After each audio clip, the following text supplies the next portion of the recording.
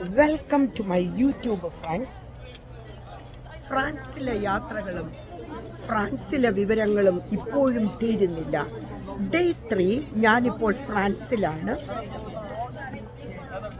ഞാൻ നിങ്ങൾക്ക് കാണിച്ചു തരാം മോണോലിസ ഉറങ്ങുന്ന വർണ്ണമായിട്ട് കിടക്കുന്ന സ്ഥലങ്ങളും അതിൻ്റെ ചുറ്റുപാടുമാണ്. ഞാനിപ്പോൾ നിൽക്കുന്നത് ഒരു മ്യൂസിയത്തിലാണ് കേട്ടോ.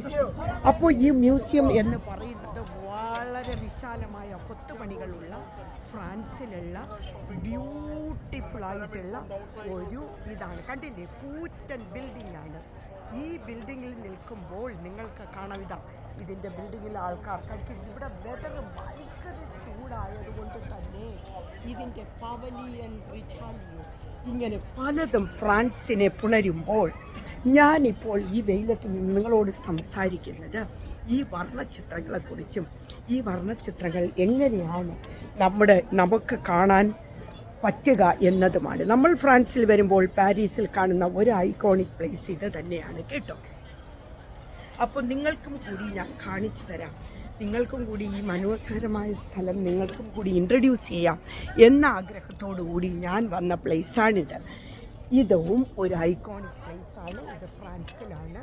അപ്പം നിങ്ങൾക്ക് ഓരോ ഭാഗങ്ങളും കാണുക. ഒരുപാട് വിദേശികളും ഒക്കെ, അതായത് ഇവിടെ നല്ല വെതറായത് കാരണം ഇവിടെ ഒരുപാട് ആൾക്കാർ ഈ ഒരു പ്ലേസ് കാണാനായിട്ട് എത്തിയിട്ടുണ്ട് എന്ന് പറയുമ്പോൾ അതിശയിക്കാനില്ല. കണ്ടില്ലേ, വർണ്ണചിത്രങ്ങളും വർണ്ണതോരണങ്ങളും തുടങ്ങി ഒരുപാട് ഐറ്റംസാണ് നിങ്ങളെ കാത്തിരിക്കുന്നത്. പിന്നെ ഇവിടുത്തെ മനോഹാരിത പറഞ്ഞിട്ടുള്ള ഈ ഒരു ചിത്രപ്പണി കാണുമ്പോൾ തന്നെ നിങ്ങൾക്ക് മനസ്സിലാക്കാൻ പറ്റും ഈ ഒരു ചിത്രപ്പണി എത്രത്തോളം നമ്മളെ സ്വാധീനിച്ചിട്ടുണ്ട് എന്നത്. ആൾക്കാരെല്ലാവരും തന്നെ വളരെ സമ്മറായതുകൊണ്ട് എല്ലാവരും പുറത്ത് ഈ ഫ്രാൻസിൻ്റെ പാരീസിൻ്റെ ഈ ഒരു ഭംഗി കാണാനായിട്ട് ഇവിടെ എത്തിയിട്ടുള്ളത് പോലെ കൂട്ടത്തിൽ ഞാനും എൻ്റെ ഹോളിഡേ പാരീസിൽ ആഘോഷിക്കണം എന്ന് ഞാൻ വളരെയധികം ആഗ്രഹിച്ചിരുന്നു. അത് നിങ്ങൾക്കും കൂടി കാണിച്ചു തരാം. നിങ്ങൾക്ക് കാണിച്ചു തരാതെ ഞാൻ ആർക്കാ ഇതൊക്കെ കാണിച്ചു തരുന്നത്? നിങ്ങളല്ലേ എന്നെ വളർത്തുന്നതും ഒക്കെ.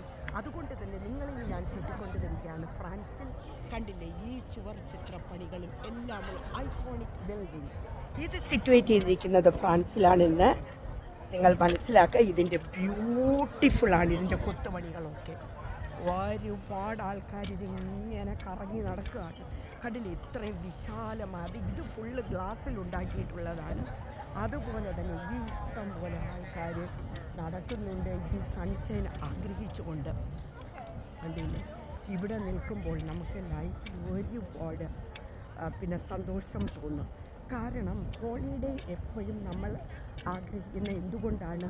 നമുക്ക് മാനസിക ആരോഗ്യം വീണ്ടെടുക്കാനും നമ്മുടെ മെൻ്റൽ സ്ട്രെങ്ത് നമ്മൾ വീണ്ടും കൂട്ടാനുമാണ് അല്ലേ. അതുകൊണ്ട് തന്നെ ഞാനും ആ ഒരു ആഗ്രഹത്തോടു കൂടി എത്തിച്ചേർന്ന ഒന്നാണ് പാരീസ്. അപ്പോൾ ഇവിടെയുള്ള ഐക്കോണിക് ആയിട്ടുള്ള ഒരു ബിൽഡിംഗ് കണ്ടില്ലേ, ഇതിങ്ങനെയൊക്കെയാണ്. ഭയങ്കര ബ്യൂട്ടിഫുൾ. ഓക്കെ, എൻ്റെ കൂടെ വന്ന് നിങ്ങൾ എൻജോയ് ചെയ്യട്ടോ.